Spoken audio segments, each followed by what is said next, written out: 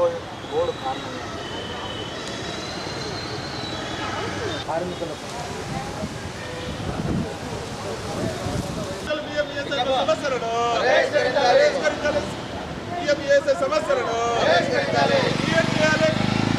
జరిపిన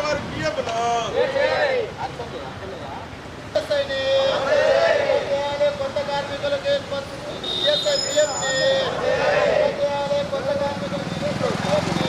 మార్పులు చేర్పుల్ని పరిష్కరించాలి. మున్సిపల్ కార్మిక సమస్యలు వెంటనే పరిష్కరించాలి. మున్సిపల్ కార్మిక సమస్యలు వెంటనే పిఎఫ్ సమస్యలు పట్టించుకొని పిఎఫ్ అధికారులు కార్పొరేషన్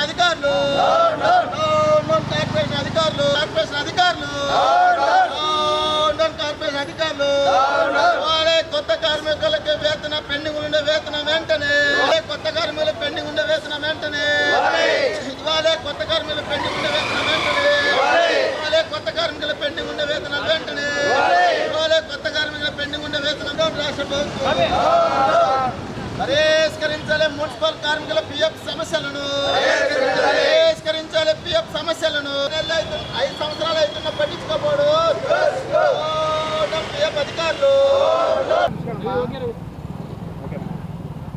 ఈరోజు కడప కార్పొరేషన్ ఆఫీసు వద్ద పిఎఫ్ కార్మికుల సమస్యలు పరిష్కరించాలని, మున్సిపల్ కార్మికుల సమస్యలు పరిష్కరించాలని 5 సంవత్సరాల నుంచి గతంలో ఉండే రాష్ట్ర ప్రభుత్వం కానీ ఇప్పుడుండే ప్రభుత్వం కానీ అనేక రూపాలలో మాట్లాడడం జరుగుతుంది.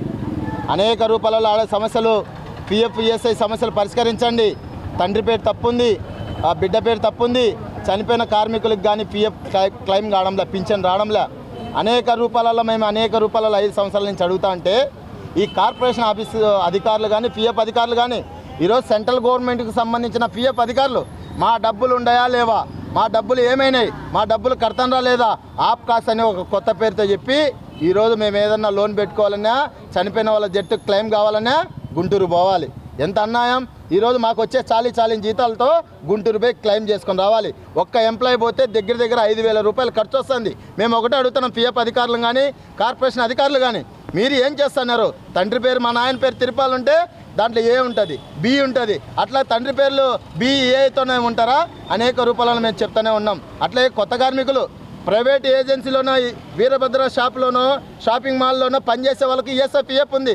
కడప నగరంలో 400 మంది కొత్త కార్మికులు కోవిడ్ కొత్త కార్మికులు అందరూ ఉన్నారు. వాళ్ళకి ఎందుకు ఈఎస్ఐపిఎఫ్ అకౌంట్ ఓపెన్ చేయరు?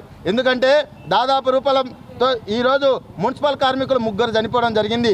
మొత్తం వాళ్ళకి ఏమి బెనిఫిట్స్ లేవు, మట్టి ఖర్చుల్లో ఏమి లేవు కొత్త కార్మికులకి. మేము ఒకటే అడుగుతున్నాం, మీరు కానీ సమస్య కానీ పరిష్కరించుకుంటే ఈ నెల మేము బుధవారం నుంచి రిలే నిరాహార దీక్షలు చేస్తాం.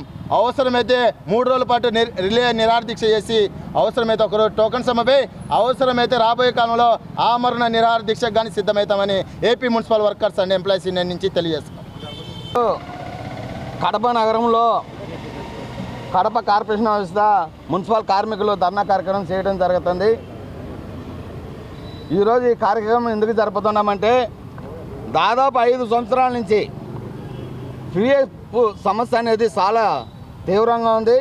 కడప నగరంలో ఆప్కోస్లో కార్మికులకు అందరికీ కానీ చనిపోయిన కుటుంబాలలో కానీ కనీసం ఇంతవరకు డబ్బులు బెనిఫిట్ అనేది రాలేదు. చనిపోయిన కుటుంబాలకి కనీసం వాళ్ళకి రావాల్సిన పింఛన్ కానీ డబ్బులు కానీ ఇవ్వకుండా ఈరోజు 5 సంవత్సరాల నుంచి నిర్లక్ష్యం చేస్తూ ఉన్నారు కార్పొరేషన్ అధికారులు. ఎందుకంటే 3 నెలలకు ఒకరిని సీట్లు మారవటం, తండ్రి పేరు తప్పు, లేదంటే భార్య పేరు తప్పు, లేదంటే కొడుకు పేరు, వీళ్ళందరి పేర్లు తప్పు ఉందనేది అన్నీ తీసుకొని రమ్మంటారు. పాస్బుక్ కానీ లేదంటే మా నాయన వాళ్ళది ఆధార్ కార్డులు, మా నాయన వాళ్ళది జేజప్పలది ఆధార్ కార్డులు ఇవన్నీ తీసుకొని రండి, రేషన్ కార్డులు తీసుకొని రండి అన్నీ తెచ్చిచ్చిన ఒకళ్ళు ఉండి తెచ్చిస్తే అవన్నీ కానీ ఇప్పటికీ దాదాపు 5 సంవత్సరాల నుంచి పెండింగ్లోనే ఉంది.